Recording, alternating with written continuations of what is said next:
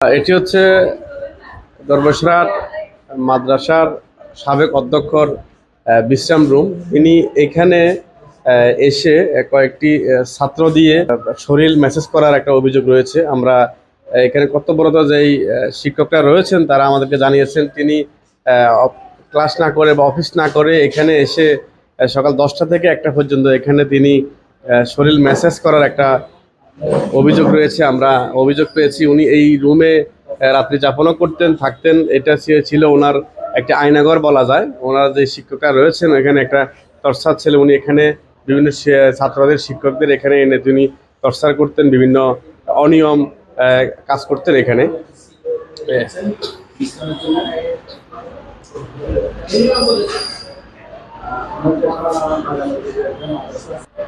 মাদ্রাসা চলাকালীন সময়ে তিনি এখানে বিশ্রাম নিতেন, যতটুকু আমরা জেনেছি। মাদ্রাসা যখন চলছে